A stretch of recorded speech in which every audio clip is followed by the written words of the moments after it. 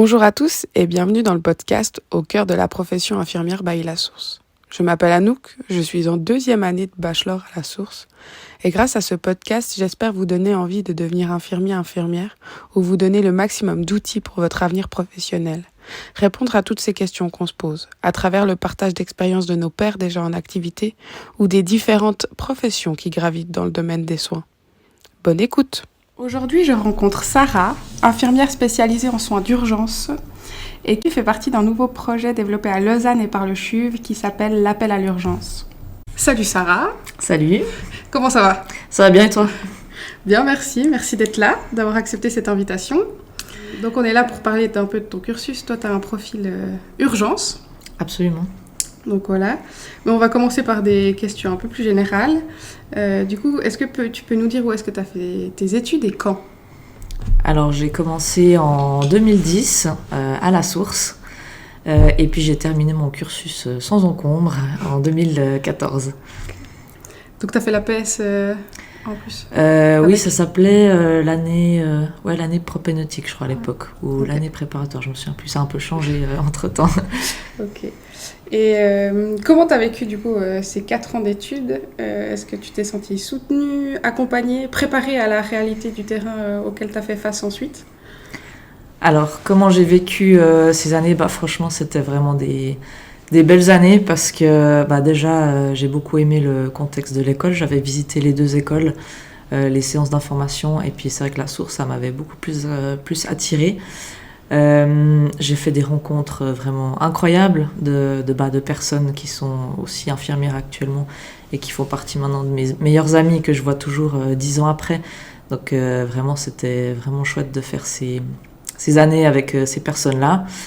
Je me suis sentie soutenue, effectivement, soutenue et valorisée.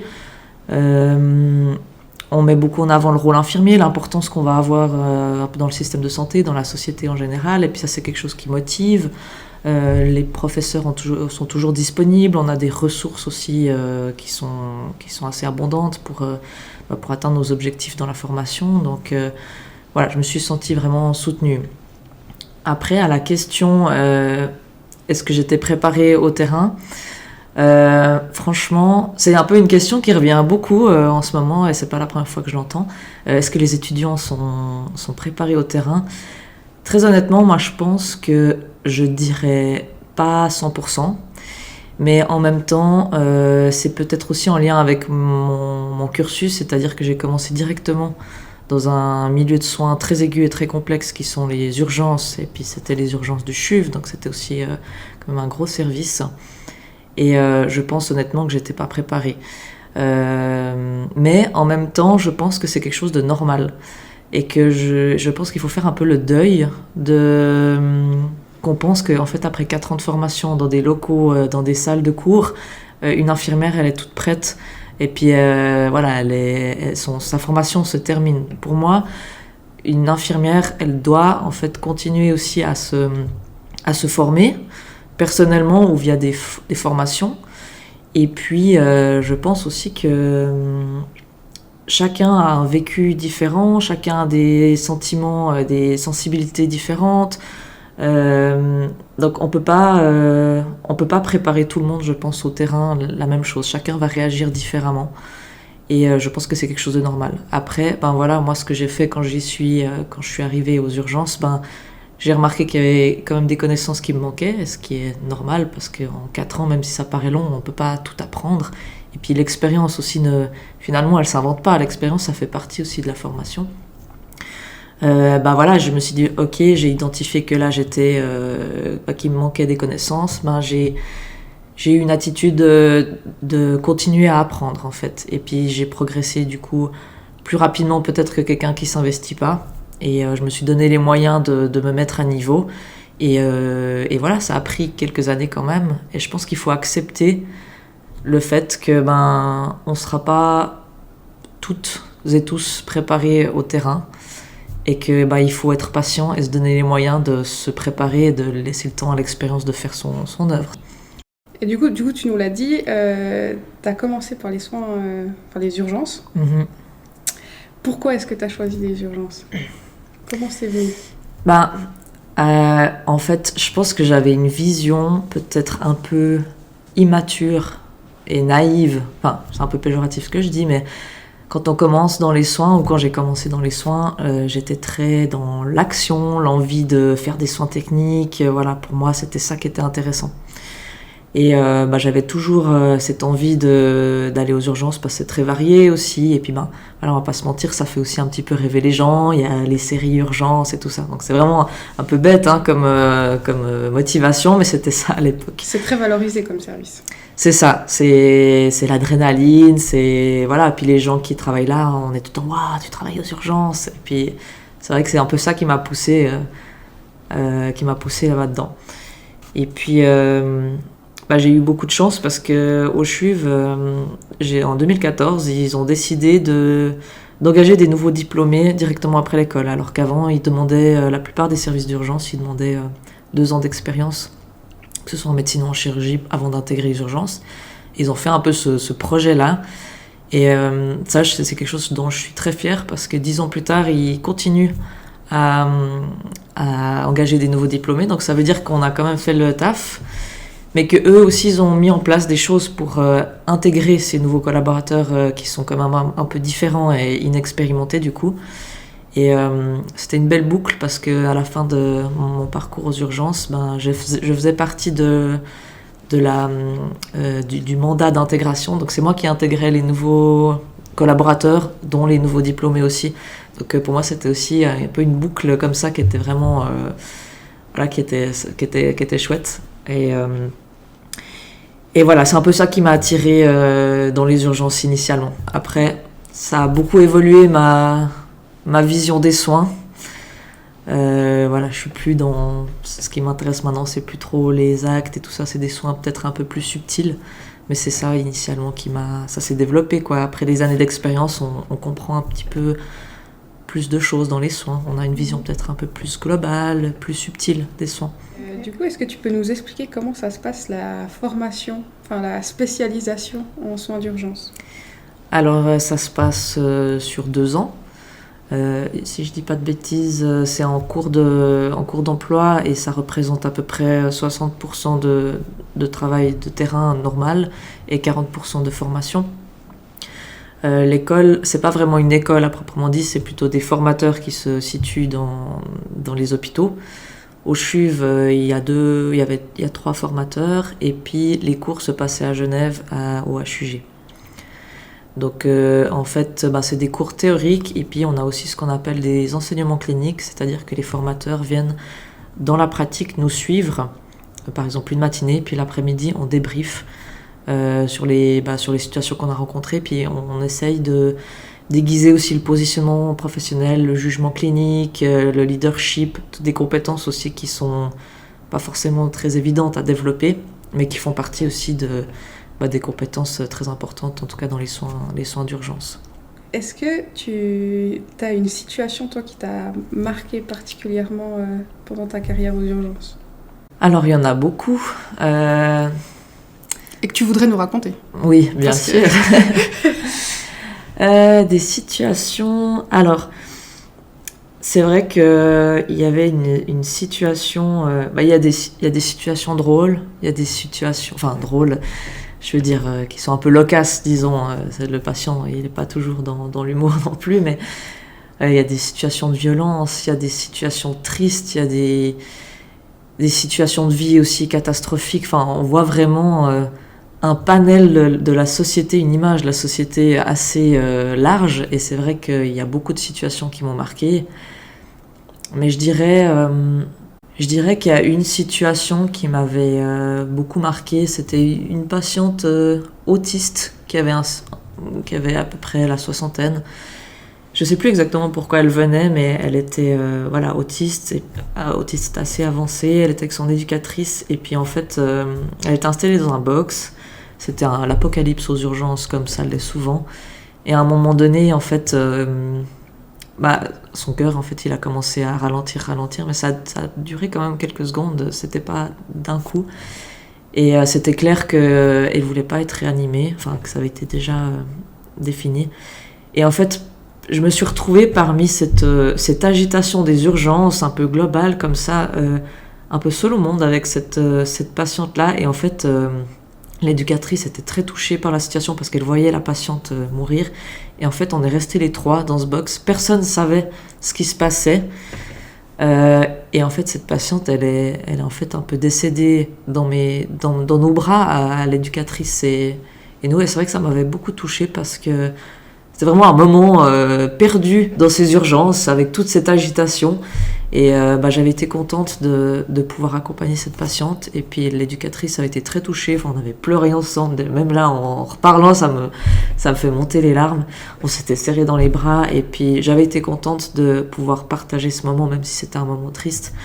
Et puis après, ce qui est bizarre aux urgences, c'est qu'après on reprend. Ouais. Et puis on repart. Ouais. Et c'était juste d'identifier ce moment vraiment un petit peu hors du temps. Ok, là je suis dans quelque chose d'important pour la patiente et pour son éducatrice. Je vais me rendre 100% disponible. Et puis finalement la personne a pu mourir pas seule. L'éducatrice aussi, elle était contente. Donc pour moi j'étais contente même si c'était un moment triste. Voilà. Et puis dans ce genre de moment, parce qu'alors on sait souvent comment ça se passe lors de décès à l'étage, mais quand il y a des décès aux urgences comme ça, comment ça se passe ? Souvent, c'est rare que les patients décèdent quand ils sont dans les box, entre guillemets, c'est-à-dire qu'ils viennent dans une situation urgente mais pas vitale à l'instant, c'est assez rare, donc là c'était le cas pour cette patiente.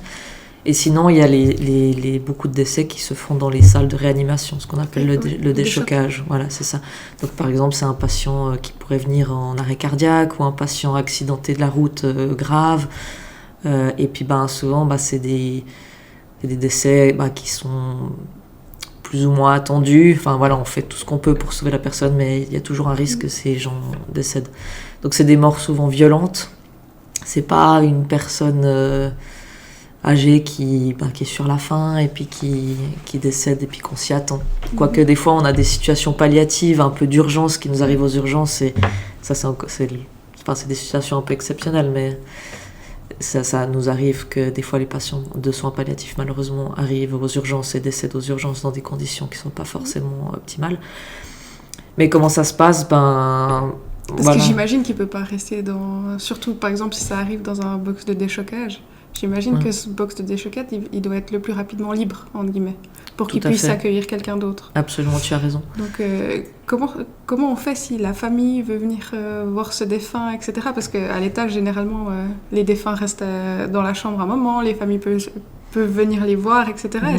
Est-ce qu'il y a un protocole que vous mettez en place dans ce genre de situation ? Alors, il y a, un protocole, entre guillemets.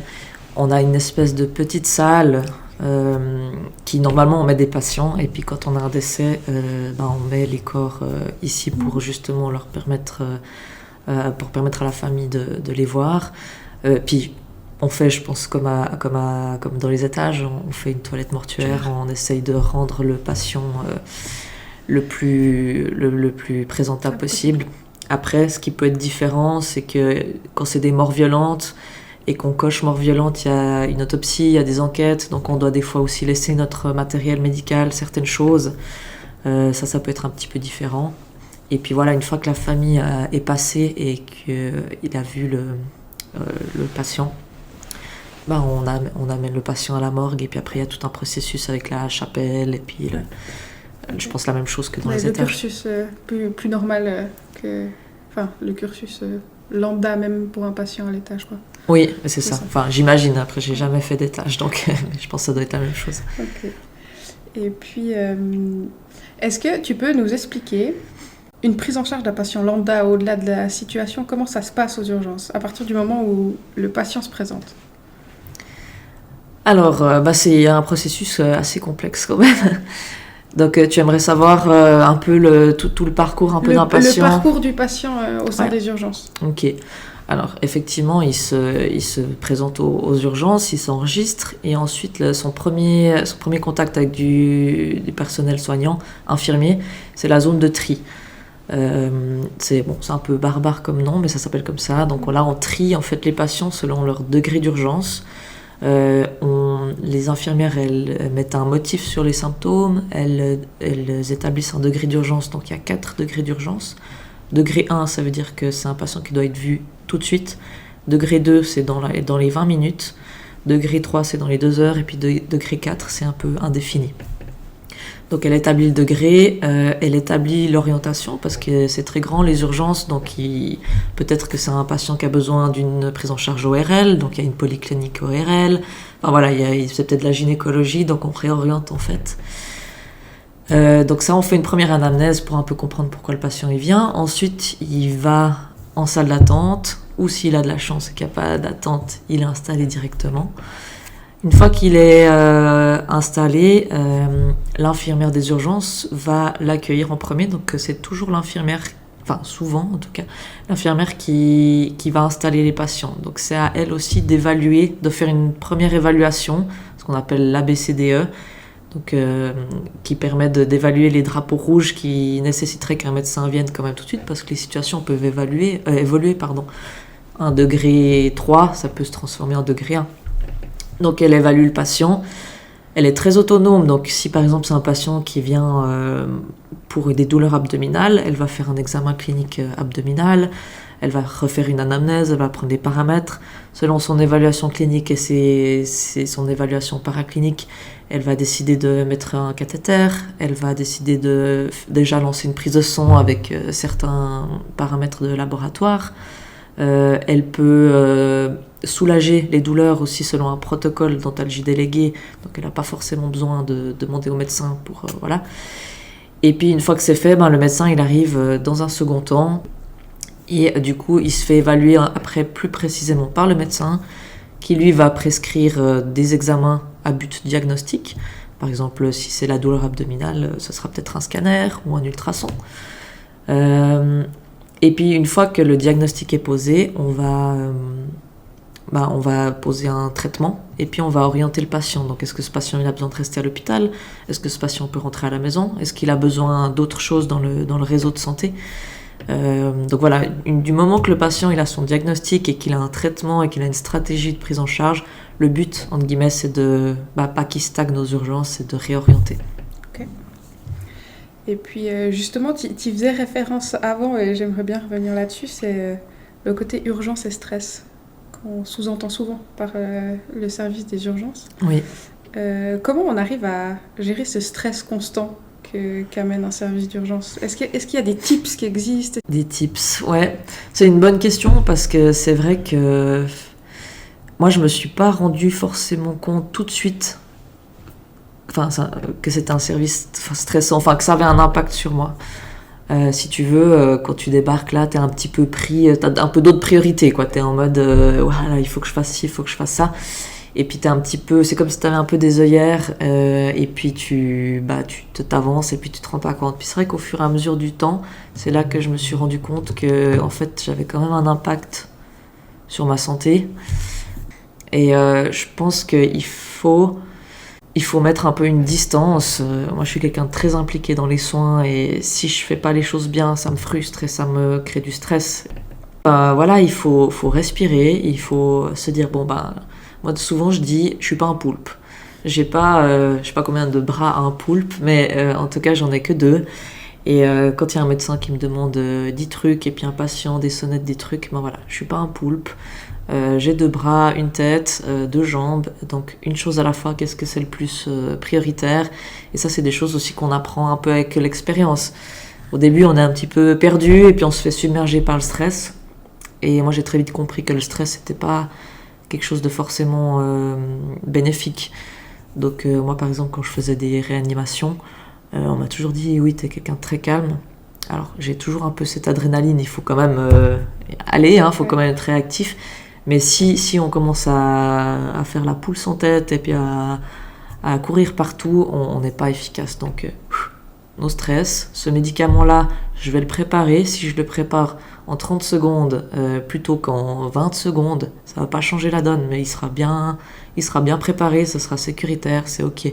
Enfin voilà, faut un peu relativiser. Et puis il faut aussi demander de l'aide à ses collègues. Après, aux urgences, on est très soudés là-dessus. Ça peut vite basculer dans l'insécurité à cause des situations des fois un petit peu complexes et urgentes. Donc il ne faut pas rester seul, il faut demander de l'aide quand on se sent submergé. Et ça, c'est ok, c'est normal. Merci. Ouais. Et du coup, je vais rebondir sur la nouvelle casquette que tu as, parce que tu as changé de poste. Du coup, aujourd'hui, tu fais partie du nouveau projet de Lausanne, enfin du CHUV, qui s'appelle la réponse à l'urgence. Absolument. Du coup, est-ce que tu peux nous expliquer un petit peu ce que c'est, s'il te plaît? Alors, déjà, c'est pas CHUV, c'est Unisanté. Ah, c'est Unisanté. Voilà. Okay. Et en fait, c'était effectivement un projet c'était l'État de Vaud qui avait lancé ce projet. Et maintenant, ça a été pérennisé et c'est Unisanté qui reprend, en fait, qui est responsable de ce projet. Donc maintenant, on parle toujours de projet parce que ça fait une année environ presque pile poil une année que ça a été pérennisé, mais maintenant, c'est plus un projet. C'est implanté. Voilà, c'est ça, exactement. Donc oui, ça s'appelle Réponse à l'urgence et le but de ce projet, c'est un peu comme son nom l'indique, c'est de répondre à certaines urgences suite au constat qu'il y avait un peu une zone grise pour certains patients. Donc la première des missions, c'est d'aller chez les gens pour en fait essayer de gérer une urgence qui est non vitale, qui ne nécessite pas une ambulance, qui ne nécessite pas des examens hospitaliers ou un plateau technique hospitalier, et puis en fait essayer de gérer l'urgence à la maison. Donc ce qui évite des passages pour les patients aux urgences, qui peut être aussi quelque chose de très impactant, surtout pour les personnes âgées, et puis pour désengorger les urgences. Donc ça, c'est une première mission. Si je peux donner un exemple, c'est par exemple typiquement un patient qui aurait une sonde urinaire à la maison, qui serait bouchée ou qui serait arrachée. Avant, ces patients-là, ils arrivaient aux urgences. C'était long, ils étaient sur les brancards et tout ça. Là, on va chez eux, on débouche la sonde et puis ils sont contents et puis voilà, l'urgence est gérée. L'autre mission, c'est de faire le lien entre les aides à domicile et l'hôpital. Parce que, par exemple, un patient qui consulte aux urgences pour un problème X et qui aurait besoin d'une aide à domicile qui sera assez importante, je prends l'exemple d'un patient qui aurait un diabète inaugural, qui aurait besoin d'insuline, d'un traitement insuline. Donc le patient ne sera pas forcément en capacité de faire ses insulines tout de suite le soir même. C'est quelque chose quand même, ça prend du temps, l'enseignement thérapeutique. Donc avant, ce patient aurait été hospitalisé peut-être pendant un jour ou deux, le temps que le CMS ou une aide à domicile soit mise en place pour faire les insulines dans un premier temps. Et maintenant, ils peuvent nous appeler nous pour faire ce lien et nous on va en fait faire les insulines à la maison en attendant qu'une aide à domicile prenne le relais. Donc on fait jamais du long terme, c'est vraiment du court terme. Et puis on en profite aussi pour faire les enseignements et puis la promotion, prévention de la santé. Et la troisième mission, depuis environ une année, en fait la nuit, il y a des médecins de garde qui sont disponibles et puis mobilisables aussi à domicile par la centrale des médecins. Et donc depuis une année, en fait, ils ont décidé de nous envoyer nous en première ligne, donc sur toutes les situations. Et puis on appelle le médecin dans un second temps. Et ça, en fait, ils ont mis ça en place parce qu'ils ont remarqué que les infirmières de la réponse à l'urgence, parce qu'on est quand même aussi on vient tous de services très aigus, puis on a des compétences d'évaluation assez développées, permettaient déjà de régler beaucoup de situations qui à l'origine semblaient être médicales. Et tout ça, c'est dans le but de soulager aussi la garde médicale, parce que la garde médicale, en fait, c'est des médecins traitants. Et en fait, il y a un manque de médecins traitants. Et puis, quand ils doivent faire une garde, le lendemain, souvent, le cabinet il est fermé. Donc là, ça permet en fait de soulager aussi cette garde. Et comment cette opportunité est venue à toi? Ou est-ce que tu l'as provoquée? Alors en fait, sur la fin de ma carrière aux urgences, c'est vrai que je me retrouvais plus dans les soins. Enfin, les soins, ils avaient de moins en moins de sens.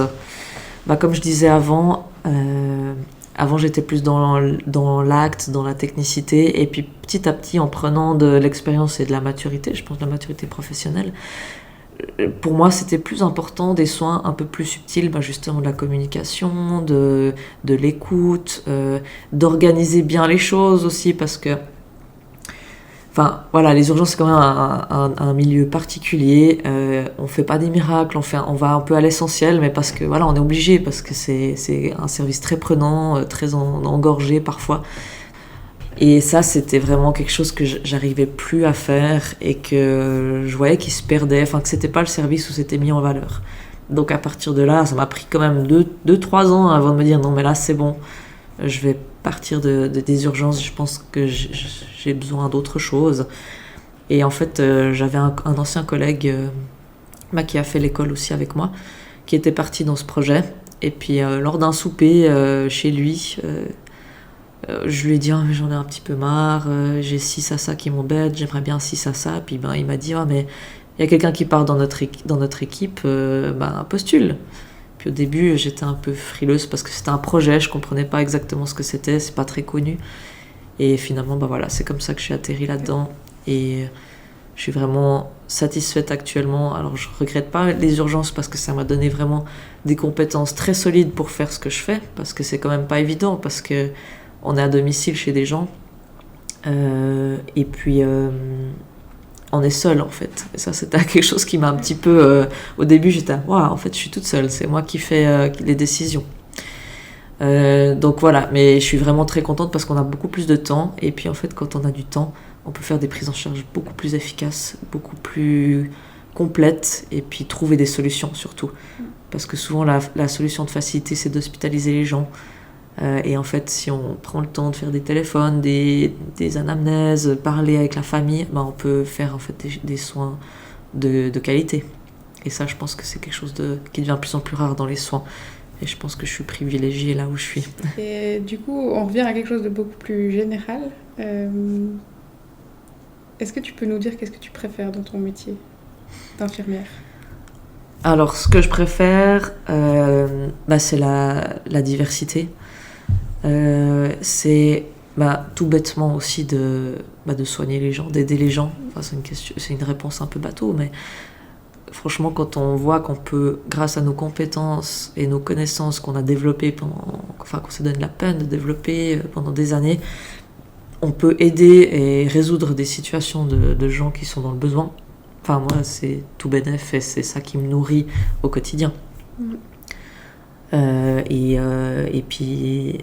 Et puis oui, les perspectives d'évolution. Enfin, là, je suis passée des urgences. Maintenant, je fais du domicile. Peut-être que demain, je ferai de l'enseignement, de la recherche. Enfin, et ça, je trouve, c'est quelque chose de très complet dans le métier et qui est intéressant et qui me pousse en fait à explorer.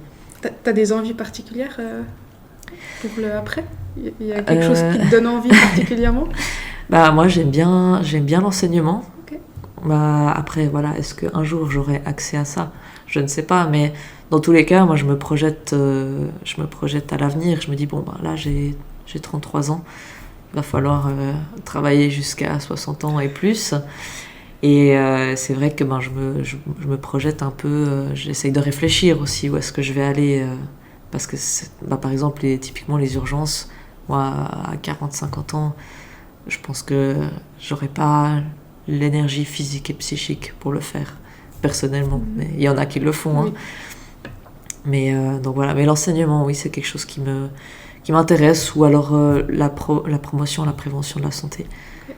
Parce que c'est vrai que c'est quelque chose d'hyper important actuellement dans le système de santé. Plutôt prévenir que guérir. C'est central. Exactement. Et c'est en train de grandir, on dit, mais exactement. De la santé. Ouais. Et du coup, au contraire, pour toi, c'est quoi les principales difficultés dans ce métier-là ? La difficulté, en tout cas, que moi j'ai rencontrée, et vraiment qui, je pense, frustre beaucoup de gens, c'est dans certains services ou dans certaines conditions de travail, de ne pas pouvoir faire des soins justement satisfaisants. Et puis c'est ça, je pense, qui peut aussi un petit peu être confrontant aux nouveaux et nouvelles infirmières. C'est qu'on nous apprend beaucoup de choses, un peu les choses un peu parfaites, entre guillemets, puis dans la réalité, on aimerait bien faire toutes sortes de choses qu'on a appris à l'école, mais en fait, on a 12 patients, ça sonne partout, et on n'a juste pas le temps. Et ça, franchement, c'est très frustrant. C'est quelque chose de très frustrant. Puis derrière, on nous dit oui, soins de qualité, donc on essaye de faire un maximum, mais du coup ça retombe aussi sur nous, parce que ça nous met dans des situations de stress, des situations qu'on doit se dépêcher, et moi je trouve que c'est quelque chose de très très dur dans les soins.